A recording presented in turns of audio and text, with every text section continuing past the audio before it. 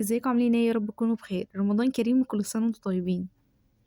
قبل ما نبدا فيديو النهارده ما تنسوش تصلوا على النبي وتشتركوا في القناه وتفعلوا الجرس وتدوسوا على لايك. ويلا بينا نشوف فيديو النهارده ايه. هنعمل فطار تالت يوم في رمضان. تعالوا نشوف هنعمل ايه. هبدا اول حاجه بالسحور. كنت عامله زبادي وفول، والزبادي ده اللي انا عملته معاكم الفيديو اللي فات، طريقته موجوده في الفيديو وكمان المكونات تحت الفيديو. وكمان الفول، عايزه اقول لكم ان الفول ده كان حلو قوي. هسيب لكم الطريقه تحت الفيديو. كمان عرق صوص. العرق صوص حلو جدا في السحور. آم، ليه فوائد كتيرة جدا. كمان في الفيديو ده هقول لكم ازاي بنعمل العرق صوص بالطريقة الصح. تعالوا بقى نشوف هنعمل فطار ايه. هنعمل لفطار تالت يوم رمضان طاجن بامية باللحمة. هنحتاج نص كيلو لحمة ونقطعه قطع بالشكل ده ونسلقها مع بصل وطماطم وبهارات. تاني حاجة هنجيب بصلتين وسط. هقطع البصلتين الوسط على معلقة من السمنة ومعلقة من الزيت. وأول ما تبدأ تدبل أو لونها يتغير هضيف عليها اللحمة اللي أنا شلتها من الشوربة. في المرحلة دي البصلة بدأت تدبل أو لونها يتغير، هبدأ إن أنا أضيف عليها اللحمة وبعد كده هضيف 3 فصوص توم مهروسين. التشويحة دي مهمة جدا جدا للحمة، لأن لو فيها أي ريحة أو أي طعم البصلة بتغير كل ده. كل الكلام ده على نار هادية جدا. عايزة أقول لكم إن ده مش نص كيلو اللحمة كله. احنا جبنا نص كيلو لحمة ب100 جنيه، كانت لحمة مجمدة. أخدنا على قد طاجن البامية اللي احنا هنعملوه. لأن احنا عملنا كمية صغيرة عشان ما يتوفرش تاني يوم، مبيبقاش تبذير والأكل يبقى يوم بيوم. البهارات اللي أنا ضفتها فلفل أسود وبهارات حصى اللي أنا طحنتها معاكم قبل كده. وهنا هحط 3 فصوص توم وأبدأ أشوحها كويس جدا. على ما التومة تاخد وتدلي كده مع اللحمة والبصل هضيف البهارات على الطماطم. هضيف أقل من نص معلقة من الفلفل الأسود، بعد كده معلقة كزبرة ناشفة وكمان معلقة كمون ومعلقة بابريكا ومعلقتين ونص من الملح كان حدقها تمام.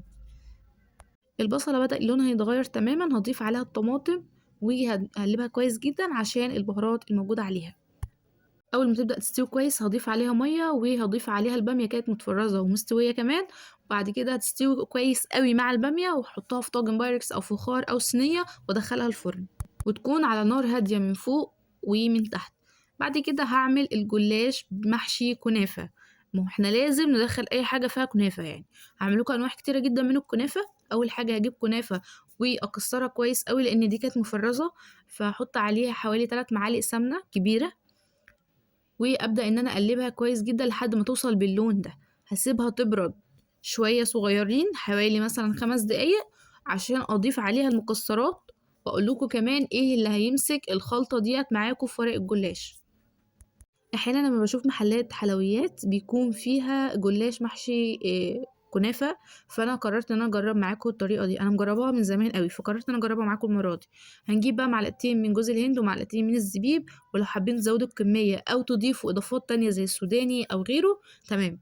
هنجيب بقى السر اللي هو هيمسك لك كل الخلطه دي ان هو ما يقعش من ورقه الجلاش. هنجيب معلقتين 4 معالق من العسل او 4 معالق من الشربات او السيرب اللي انت هتحطيه على الجلاش بعد ما يستوي، وهنقلبه لحد ما يبقى ماسك بالشكل ده.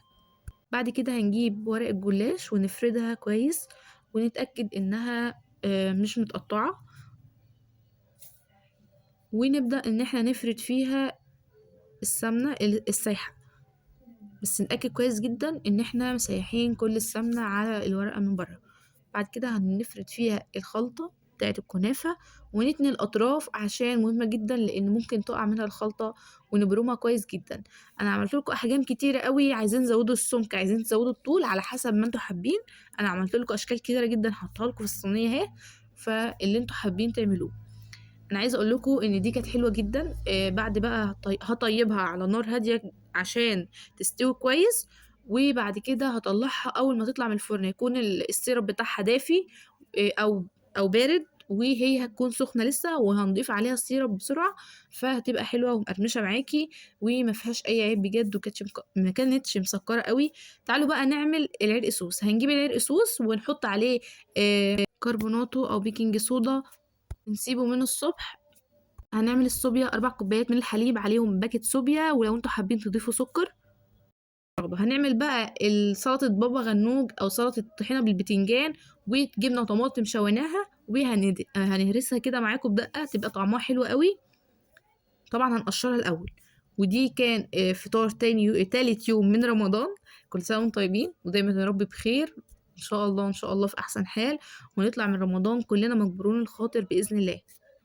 ده كده الفطار جاهز. السلطة اللي احنا عملناها، وكمان عملنا السوبيا مع بعض، والطماطم دي حوار، جربوها بجد هتعجبكم قوي. واحنا كمان لازم نضيف رز، ما هو لازم حتى لو منتاكلش ضفناه وخلاص. وكمان سلطة البتنجان بالطحينة والعرقسوس، وطاجن البامية الحلو ده. وهنا بقى الزيتون كنا عاملينه في البيت، والليمون. وده فطار تالت يوم رمضان. استنوا فطار رابع يوم رمضان بإذن الله. وكمان ما تنسوش تقولي رأيكم عن الفطار ده عجبكم ولا لأ، وجربوا الفطار ده في أي يوم من ال27 يوم الباقيين. أفضل حاجة إن احنا بنعملها إن احنا بنعمل الأكل بكميات على قد عدد الأفراد، فده حلو قوي في رمضان عشان التبذير زي ما أنا قلت لكم. كمان إن الأكل يوم بيوم ده بيبقى حلو قوي، انت ممكن تسيبيه اليوم التاني فممكن ما يتاكلش. فأفضل حاجة إن انت تعملي الأكل على قد عدد الأفراد حتى لو ما تبقاش أكل. فالمهم إنه أصلا رمضان شهر عبادة مش شهر أكل. ما تنسوش الأدعية والأذكار وكمان الفروض وقراءة القرآن وكل الحاجات ديت ملزمين بيها. ده فيديو النهاردة، استنوا فيديو رابع يوم رمضان بإذن الله، وأشوفكم على خير في الفيديو اللي جاي. وما تنسوش تعملوا لايك واشتراك في القناة وتفعلوا الجرس لو لسه ما فعلتوش عشان يوصلكوا كل الفيديوهات اللي بنزلها جديد، لأن الشهر ده على مدار 30 يوم كل يوم فيديو. وأشوفكم فيديو جديد في رعاية الله.